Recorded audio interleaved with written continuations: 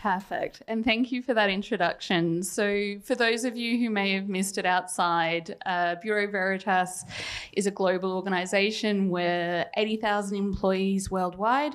I would say 6,000 of them focus on sustainability or ESG, and we're probably present in 140 different countries. Now, today I am going to be talking about accelerating the journey to net zero, and I am going to change a little bit of the presentation today because I understand we've all been here today. I've got the after lunch session, so don't fall asleep on me. I want to make it interesting, and I want to probably impart some of the more practical steps that we've learnt working with customers around how they can successfully start acting and transitioning to net zero. So in terms of, I guess, what I'm going to focus on, it's probably going to be the communication element. I'm clearly talking to a room of sustainability professionals or people who are passionate about sustainability. So you're kind of already won over on the journey. I think when it comes to implementing any roadmap to net zero and actually achieving it, we all have a role to play in educating others, and that can be internally within our organisations, it can be with our partners, it can be across the value chain. So the one takeaway that I want you all to leave from today is, make sure you champion that. Doesn't matter what type of organisation you work for, doesn't matter if it's just influencing your friends down at the pub or the restaurant. It's really important that you always take those opportunities to explain how people can change their behaviour or what they can be doing differently. I think we've got a mixture of people around the room today, so representatives from businesses, consumers, investors, and the important thing when you're talking about communication and you're talking about change, and that's effectively what we're trying to do. We've all recognised we need to change the way that we operate, we need to change the way that we consume and buy things. So in order to achieve that kind of complex long-term change management process, we also need to make sure our message resonates with the people that we're talking to. And that means we have to be flexible in how we articulate why it's important that they do make those changes and educate them along the journey. So the reason why I think this is so important, I think one of the earlier speakers, maybe Paula and Jana this morning, spoke about the supply chain on a global scale and how complex it can be to collect that data. And they're right, 100% agree with them. When you start going outside of Europe or start talking to people who might be, for example, in the Americas or in Asia, they have a different background and understanding of Scope 1, Scope 2, Scope 3. They have a different understanding of sustainability. And so there's a little bit more effort required on our side to make sure they understand what is expected from them and why we expect certain information and how we collaborate with them in order to achieve net zero. So again, I also want to, talk through this point. I think everybody in this room is already, on the journey. But when we start looking at the figures, when we look at this on a global basis, we start recognising everyone's probably done the easiest part. They've taken the first step, and that's great. They've made a commitment. But when it comes to turning things into action, that's where, so organisations like Bain have recently done a study where I think it's 47% of sustainability programs fail. That's huge. When you think about just normal change management programs within an organisation, that's probably around 18%. So clearly, it's hard. It isn't easy. There's no silver bullet. So this is also about bringing people with you and also making sure, I think some of the earlier presentations this morning spoke about eco-design, how to change customer behaviours. And I think you need to recognise if you're talking upstream with your suppliers, it's a very different conversation that you're having with your downstream customers. And also it's a very different conversation that you're having internally within your organisation. This isn't one team. It is every single person in your organisation working towards this change. And I think that's a really important element for people to remember. So these are also some startling statistics when we start thinking about lots of organisations, they've made commitments, great. But actually, when you dig a little bit deeper into the detail, we're not on track. And that's kind of scary. I think everybody has lived through 2022 in Europe. We've all experienced the extreme climate events. And I think the statistic is for the first 6 months, there's been 67 billion worth of losses, so that's in euros, just in the first 6 months. And if you start thinking about, climate-related events and how frequent they will get when the temperature starts increasing, you start realising that's going to disrupt your business and the way that you operate. It's going to disrupt your livelihood, the way that you live, and that's only going to get worse. So the message is act now. We need to act transformationally. We need to do it boldly, and we need to do it quickly. So I'm going to maybe skip across that slide because I think we all really understand the benefits within this room. But when you go back and look at the presentation, it's a good slide to talk through with your suppliers when you're engaging with them, helping them understand why it's a good thing. But I always like showing this graphic because we all come from different sectors. We're all different individuals. We all have different opportunities in where we can make a difference. And I think everybody in the room understands, you focus on where you can have the biggest impact. And my other bit of advice to everybody is you also need to focus on getting a quick win so you get momentum. So any good change program, once you have that quick win, more people start joining. So it is really important you do that multiple pathway approach and don't just say, well, the teal is the highest share, that's where I can have the biggest impact. Yes, you do need to work hard on that, but don't forget the positivity of a quick win. I think the other kind of aspect I do want to talk through about, so earlier this morning, I think Paula mentioned that this is an iterative process. The reason why the change management program for sustainability has such a high failure rate is businesses are used to very small, time-defined change management programs. They expect it within the budget year or maybe the next 5 years. But when we're talking about climate change and actually making a difference, the timescales are much longer than that. And it truly is an iterative process. So people need to understand, the results that we achieve in year one, you have to keep going, you have to continue to improve. And when it comes to things like the data quality in your supply chain, so today most of the focus has been on Scope 3. When I talk to American-based organisations, right now the SEC, they're having an argument in terms of public consultation. They don't want Scope 3. So you start realising there's this huge disparity when we talk about, we're a global business. Germany is a huge market. You're dealing with American organisations all of the time, and you can't have one rule for one country and another rule for another. Everybody needs to be part of this journey. So it's really important we start influencing along the way. In terms of some of the kind of difficulties and the key insights, and I guess this is the juicy bit of the presentation, what we've really learned is, the complexity of the data needed to measure impact. So when we talk about that, regulations are coming. That is making it definitely easier. But you also need to make sure when you're asking for that data, when you're asking for an organisation that's never measured their greenhouse gas footprint, you've recognised that they need a little bit of additional coaching and support in order to get you quality information.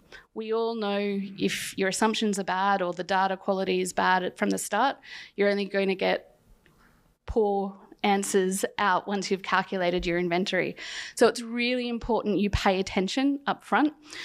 And Bureau Veritas, we do a lot in terms of helping organisations with that, but we also see the other side of the coin when we go to do assurance activities. And it's one of the most significant pitfalls that we find, where organisations haven't really thought too much about that data capture process or where the data boundaries are. And they haven't thought, this isn't just a one-off exercise. This is something you're going to need to do repeatedly, year on year. So you need to make sure you're doing it effectively and efficiently as possible. And you also need to recognise you're probably not the only customer of a supplier. They're probably going to need to give that information to lots of different customers for them. So you also need to consider, that aspect as well when you're asking them for information.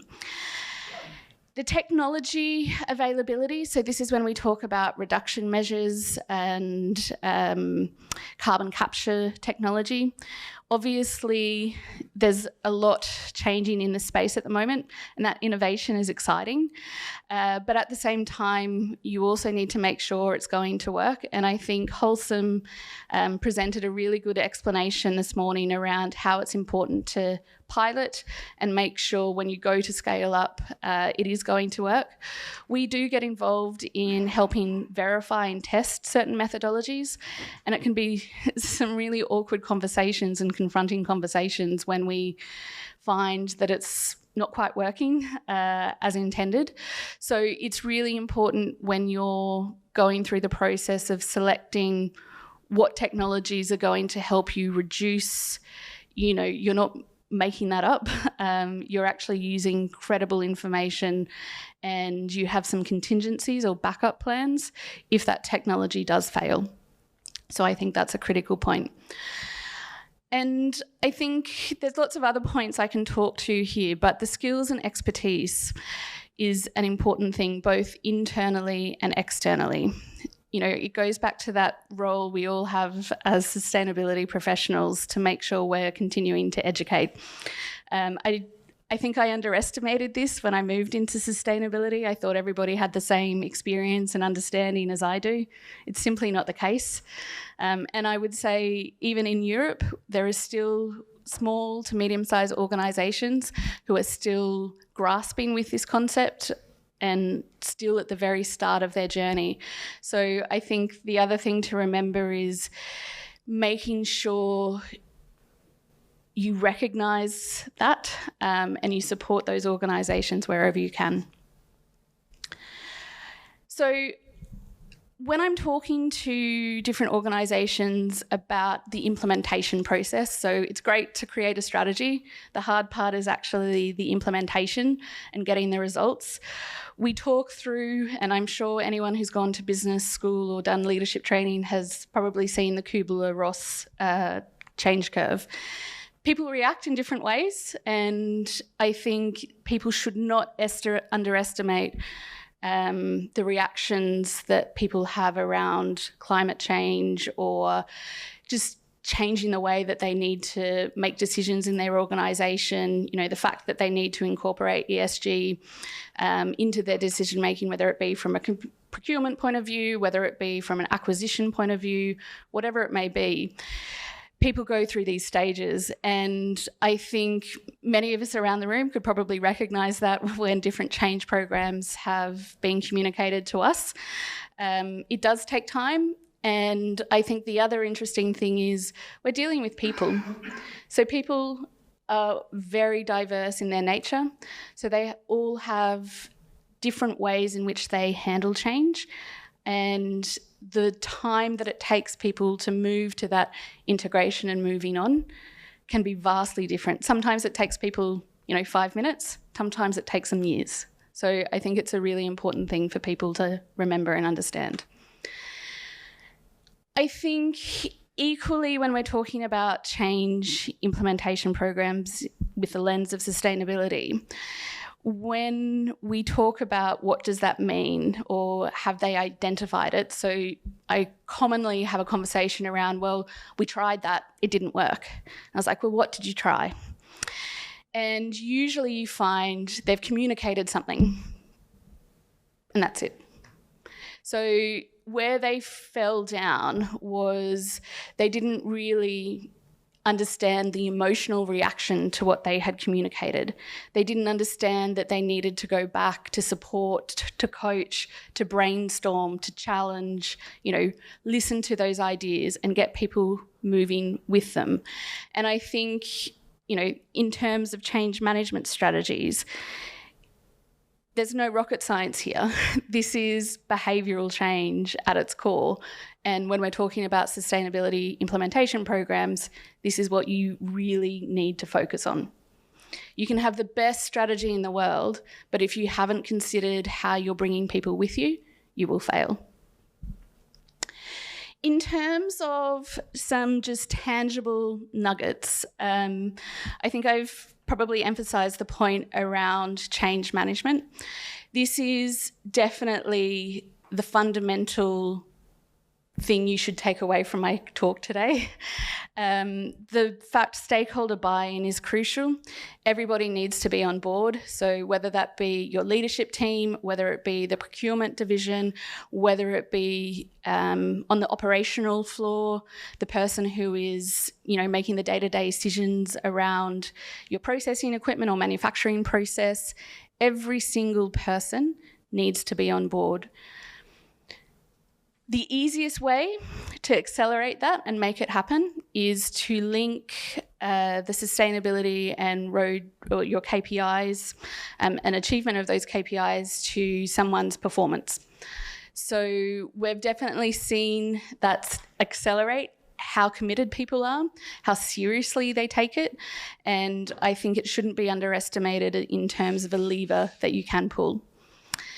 The other thing is you are only as good as your value chain. So I know a lot of organisations are focused on Scope 3, and there are some organisations who have done a better job than others. I think it's still a work in progress. There's definitely, we can see that year-on-year improvement in terms of data accuracy, credibility, traceability, all the things you would expect to see is getting better. The other bit of advice, and I had a customer I was talking to about this on Monday, they were so stressed and concerned about greenwashing. They'd almost gone the other way in terms of paralysis by analysis. They had gone so far into trying to get to the correct decimal point, they kind of had missed the point of their measurement process. It's important to get that baseline measurement, but what's truly important is getting people to act on that information and that trend. So it's not about how accurately you've calculated to the next decimal point. It's about, well, what do you do next from there? And I think that's a really important point. When I hear people talk about the fact, so offsetting obviously or carbon removal, we need to focus on that area. So every single sector or industry is grappling with this problem at the moment. A lot of the government policies, they rely on technology that doesn't exist yet. So we need creative innovation to occur. And the only way we're going to get that innovation is if we inspire others. So people need to be creative. They need to think out of the box. They need to think differently about who they partner with. A data centre partnering with a food manufacturer, that might seem a bit odd, but actually data centres have a lot of waste energy, and that's perfect for greenhouses. So you also start realising there's different connections you can be making, and you shouldn't think just because that's the way we've always done it, that's the way we should continue doing it. We have to completely break that type of thinking. And I think when it comes to the carbon removal, whoever, it's not going to be one solution, it's going to be multiple different solutions that an organisation needs. I think the final 2 points, knowledge is progress. So sharing in sessions like today is 100% essential, but also, that supply chain engagement or value chain engagement. What I've seen be really, really effective is when you also share those success stories from your value chain. So a lot of organisations, they will have almost like a sustainability week or webinar session where it's dedicated to the small and medium enterprises who are part of their value chain.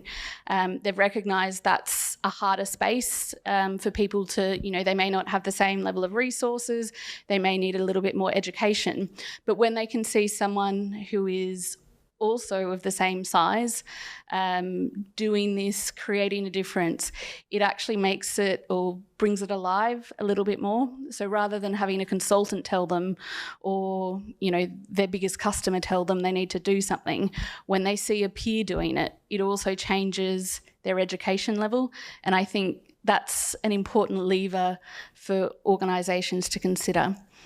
And the last one there, I've got the greenhouse gas reporting. And what I mean by consistency is the units. So historically, there's been a lot of voluntary reporting. So we're now moving into a new era of transparency. A lot of regulations are coming, which are very, very specific in the calculation methodology, the units that you need to be reporting in. And I think that is going to drive a huge amount of difference in clarity for everyone along the value chain, because it means you're comparing data that is the same, rather than at the moment it's a bit of a mismatch and people are a little bit selective about what data goes into that.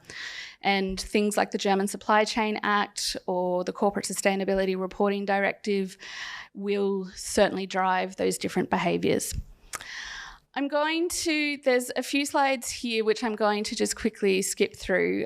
They do provide a little bit more detail for people in terms of some of the practical steps at all of those different stages along the journey. But I know I'm talking to an educated audience, so I wanted to really focus on, as a concluding remark, what I believe the true accelerators are in making a difference in any sustainability implementation program, and that's linking it to the outcomes and compensation and how you approach the change management and bringing people with you.